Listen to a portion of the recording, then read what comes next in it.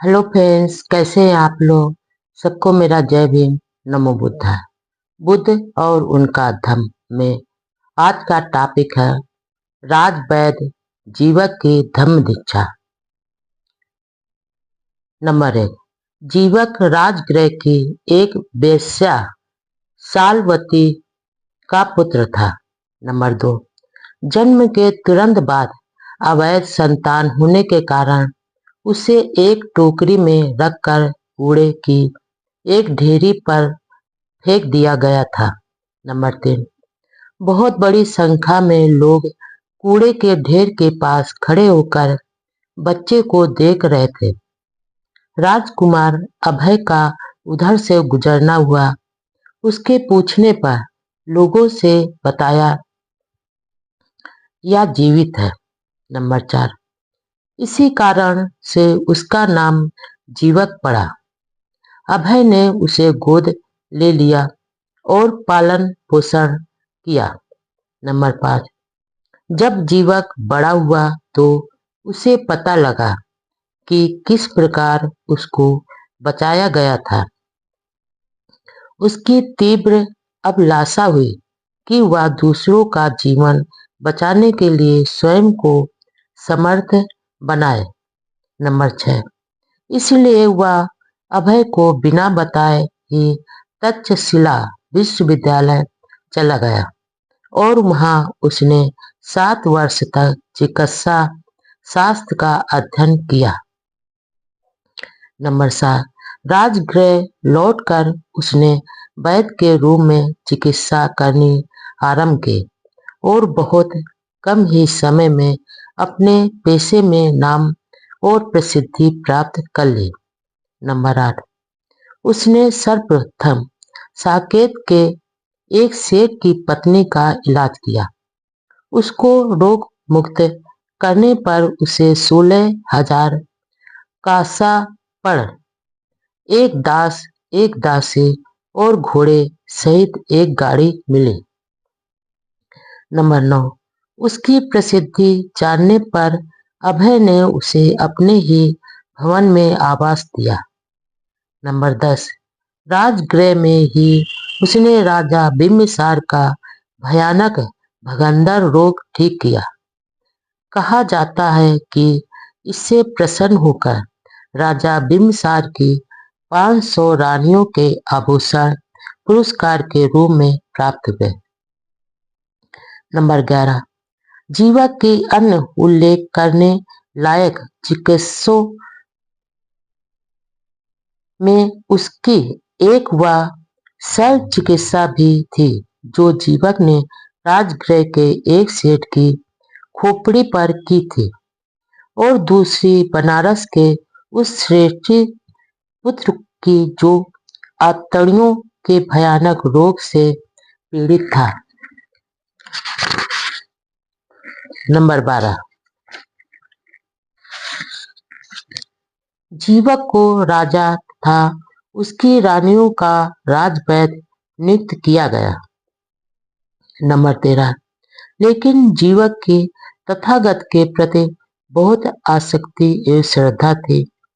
परिणाम स्वरूप वह शाक्यमुनि भगवान गौतम बुद्ध और संघ का भी चिकित्सक बना। नंबर 14। वह तथागत का उपासक बन गया।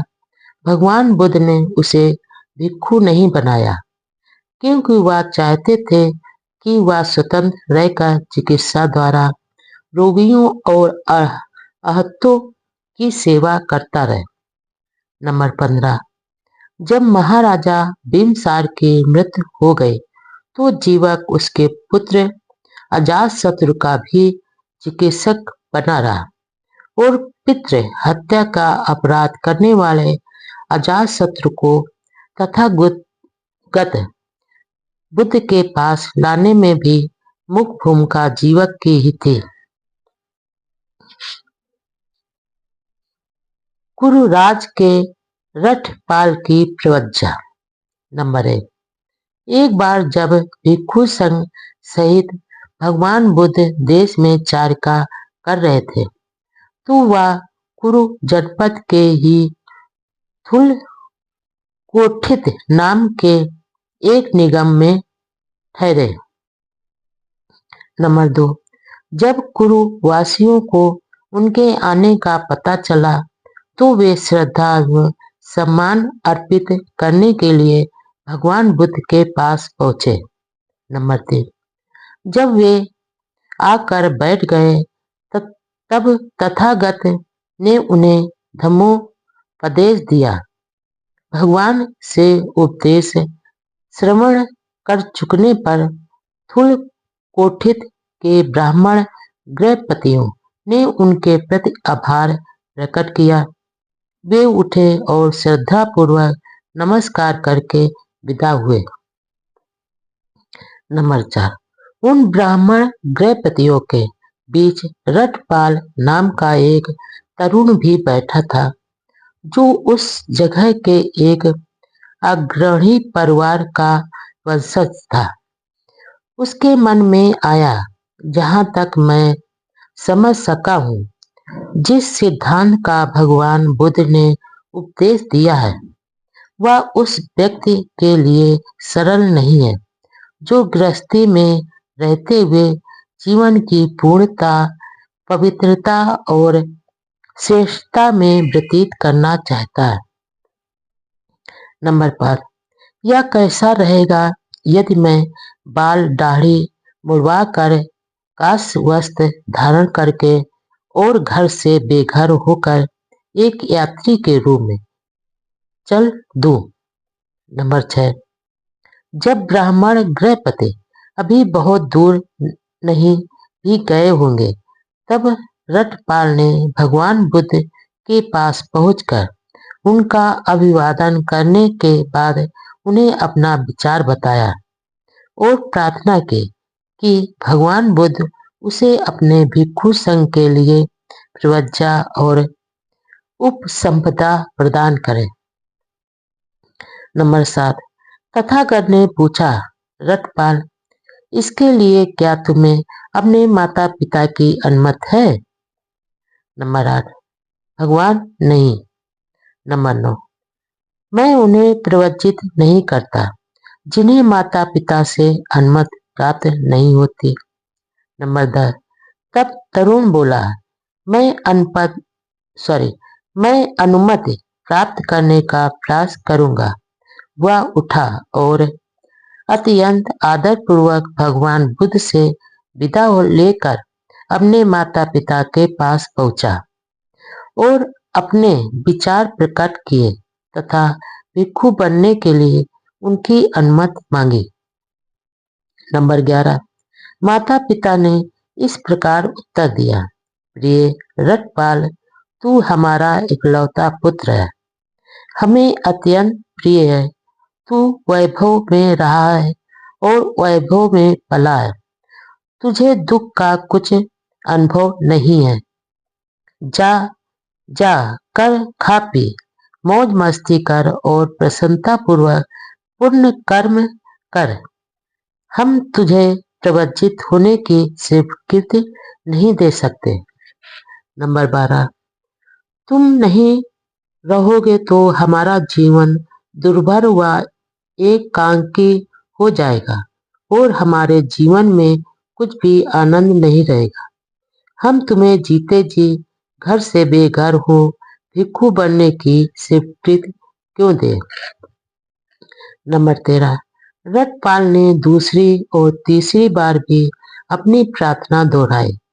उसके माता पिता का बस वही एक उत्तर था। नंबर 14, अपने माता पिता की अनुमति प्राप्त करने में विफल होने पर वह तरुण खाली जमीन पर लेट गया और बोला कि या तो मैं भिक्षु बनूंगा या यहीं पर पड़ा पड़ा मर जाऊंगा। नंबर 15, उसके माता पिता ने भिक्षु बनने के प्रति अपना विरोध दोहराते हुए उससे उठ बैठने का बहुत आग्रह किया, लेकिन रटपाल एक शब्द भी नहीं बोला। उन्होंने दूसरी और तीसरी बार भी वही आग्रह किया, तब भी रटपाल चुप ही रहा। नंबर 16, उसके माता पिता ने रटपाल के मित्रों को बुलाया और उनको सारी बात बताकर उनसे कहा कि वे भी अपनी ओर से रटपाल से वही आग्रह करें जो उन्होंने किया था। नंबर 17। उसके मित्रों ने 3 बार आग्रह किया किंतु वह एक शब्द नहीं बोला। तब उसके मित्र रटपाल के माता पिता के पास गए और बोले, वहां वह खाली जमीन पर बैठा है। उसने घोषणा की है कि या तो भिक्षु बनूंगा या फिर वहीं पर पड़ा पड़ा अपनी जान दे दूंगा। यदि आप अनुमति नहीं देंगे तो वह जीते जी कभी नहीं उठेगा, लेकिन यदि आप अनुमति दे देंगे तो आप उसे भिक्षु बनने पर भी देख सकेंगे। यदि उसे बाद में भिक्षु बने रहना अच्छा नहीं लगेगा तो वापस चले आने के अतिरिक्त उसके पास दूसरा कोई विकल्प नहीं रहेगा। उन्होंने आग्रह किया, आप उसे अपनी अनुमति दे दें। नंबर 18। अच्छा, हम अपनी अनुमति देते हैं, किंतु भिक्षु बनने के बाद उसे हमसे मिलने के लिए आना होगा। नंबर 19। अब उसके मित्र तुरंत रटपाल के पास गए और उन्होंने उससे कहा कि उसके माता पिता ने भिक्षु बनने की अनुमति दे दी है, किंतु भिक्षु बनने के बाद उसे उनसे मिलने के लिए आना होगा। नंबर 20। तब रटपाल उठ बैठा और सशक्त हो जाने पर तथागत के पास पहुंचा और अभिवादन करने के बाद एक ओर जाकर बैठ गया। उसने निवेदन किया, मुझे अपने माता पिता से भिक्षु बनने की अनुज्ञा मिल गई है। मेरी प्रार्थना है कि भगवान मुझे संघ में दीक्षित कर ले। नंबर 21। भगवान बुद्ध की उपस्थिति में रटपाल ने प्रवज्जा और उपसंपदा प्राप्त की। थूल कोठित में एथेज ठहर कर इसके 2 सप्ताह बाद भगवान बुद्ध चारिका के लिए श्रावस्ती की ओर चल पड़े। वहां पहुंचकर उन्होंने अनाथ पिंडक के तेज बनाराम में विहार किया। नंबर 22। अकेले और एकांत में रहकर उत्साही और स्वयं को परिशुद्ध करके रटपाल ने शीघ्र ही वह पुरस्कार प्राप्त कर लिया जिसकी खोज में तरुण घर से बेघर होकर भिक्षु बनकर निकल पड़ते हैं। वह पुरस्कारों में श्रेष्ठ पुरस्कार था जो उच्च जीवन का मुकुट है। नंबर 23। तब वह भगवान बुद्ध के पास गया और अभिवादन करके एक ओर बैठ गया और बोला, भगवान, आपकी अनुज्ञा हो तो मैं अपने माता पिता को देख आना चाहता हूँ। नंबर 24। अपने चित्त से रटपाल के विचारों को जानकर और आसक्त थे अस्वस्थ होते हुए कि रटपाल भिक्षु जीवन को छोड़कर पुनः ग्रस्त नहीं बनेगा, तथागत ने उसे इच्छा अनुसार जब चाहे जाने की अनुमति दे दी। नंबर 25। तब अत्यंत आदरपूर्वक भगवान बुद्ध से विदा ग्रहण कर अपना पात चीवर लेकर रटपाल थूल कोठित की ओर चारिका के लिए निकल पड़ा, जहां पहुंचकर वह कुलराज के मृग उद्यान में ठहरा। नंबर 26।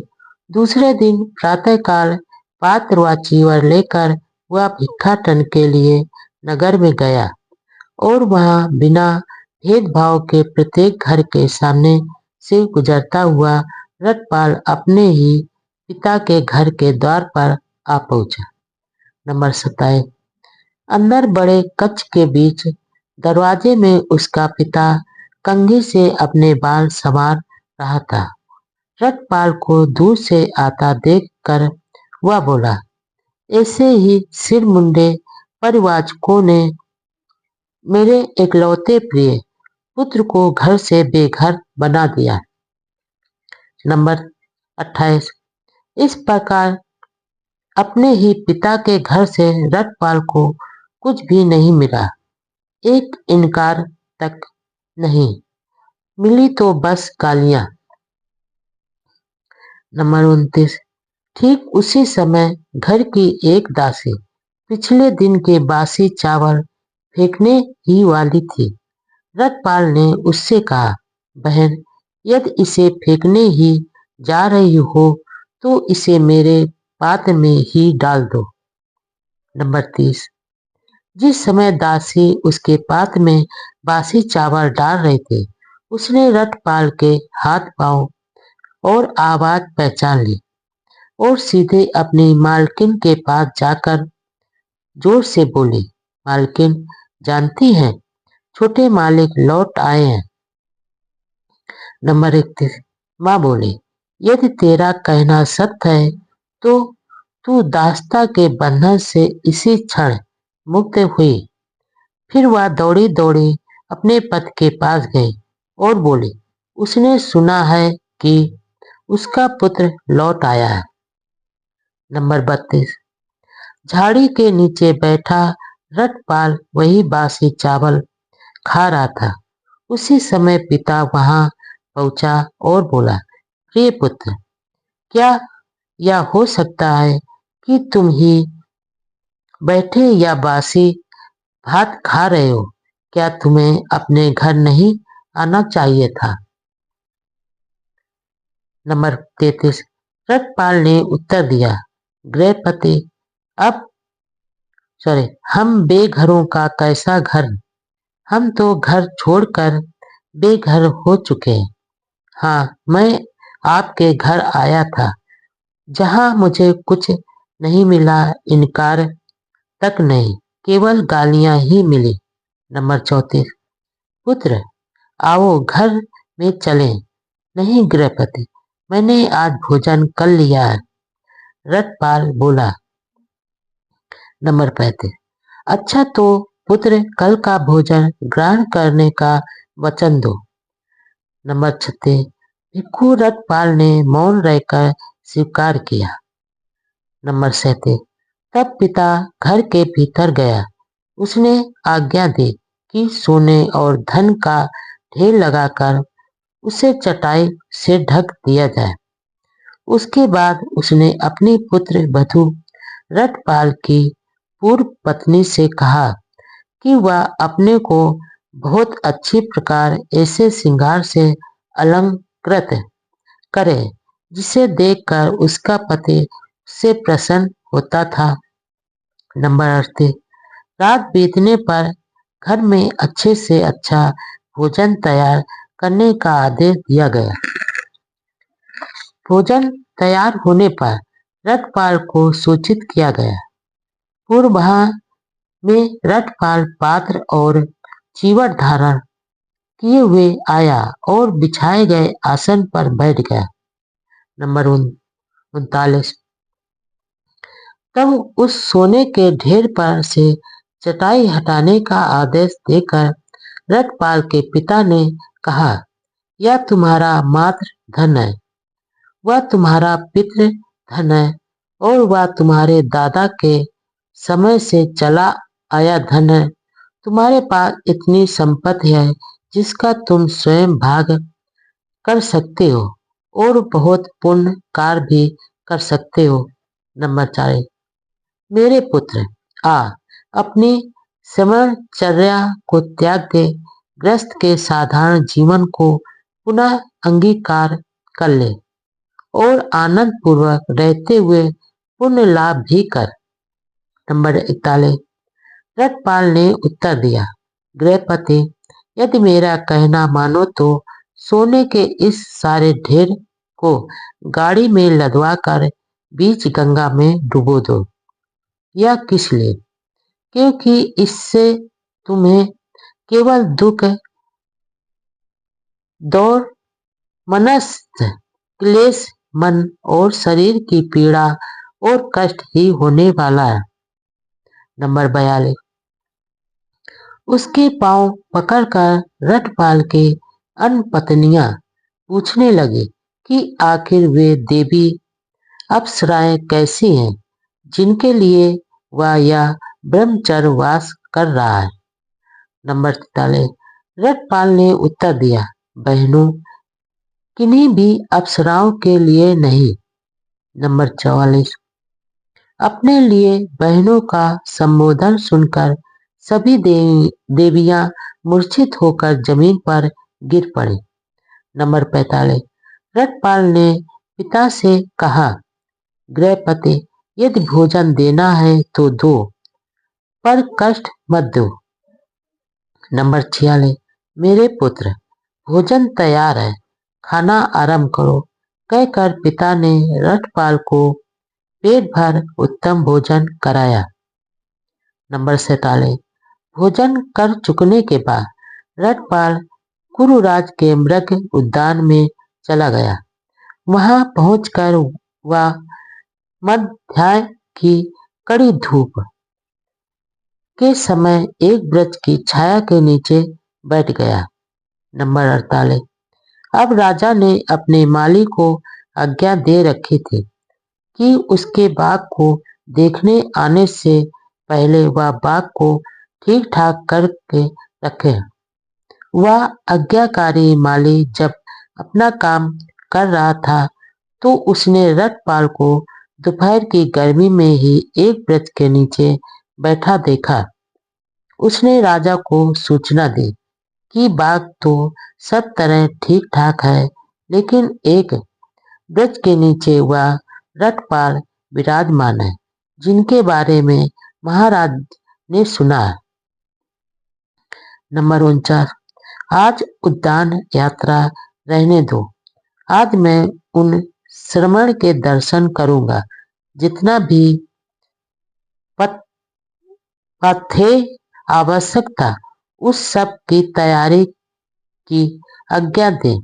बहुत से लोगों के साथ नगर से बाहर निकलकर वह रथ पर सवार होकर रटपाल को देखने के लिए चल दिया। नंबर 50। जहां तक मार्ग से रथ पर चढ़कर जाना संभव था वहां तक रथ से जाकर और आगे पैदल चलकर अपने राशि लोगों सहित राजा वहां पहुंचा जहां रटपाल विराजमान थे। कुशल क्षेम की बातचीत हो चुकने पर स्वयं अभी भी खड़े खड़े ही राजा ने रटपाल को फूलों की एक ढेरी पर बैठने का निमंत्रण दिया। नंबर 51। नहीं राजन, आप वहां बैठे, मैं अपने आसन पर ही बैठा हूं। नंबर 52। बताए गए स्थान पर बैठकर राजा ने कहा, रटपाल, 4 तरह की हानियां हैं जिनके कारण आदमी दाढ़ी मूछ मुड़वाकर कसाय वस्त्र धारण करके घर से बेघर हो जाते हैं। नंबर 1, बुढ़ापा। नंबर 2, गिरता हुआ स्वास्थ्य। नंबर 3, दरिद्रता। नंबर 4, निकट संबंधियों का मरण। नंबर 53। एक आदमी को लो जो वृद्ध होने पर, बहुत आयु प्राप्त हो जाने पर, जरा जीर्ण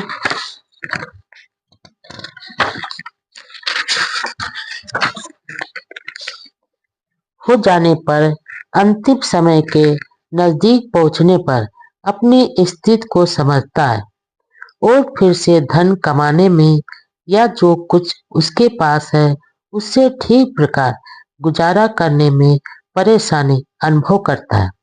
इसलिए वह घर से बेघर होने का निर्णय कर लेता है। इसे बुढ़ापा से उत्पन्न होने वाली हानि कहते हैं।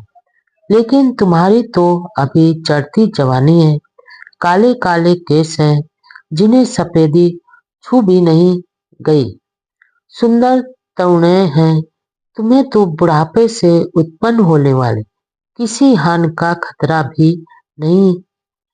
तुमने क्या जाना, देखा या सुना है जो तुम घर से बेघर हो गए? नंबर 54। या उस आदमी को लो जिसका स्वास्थ्य गिरा हुआ है, जिसे कष्ट है और जो बहुत बीमार है।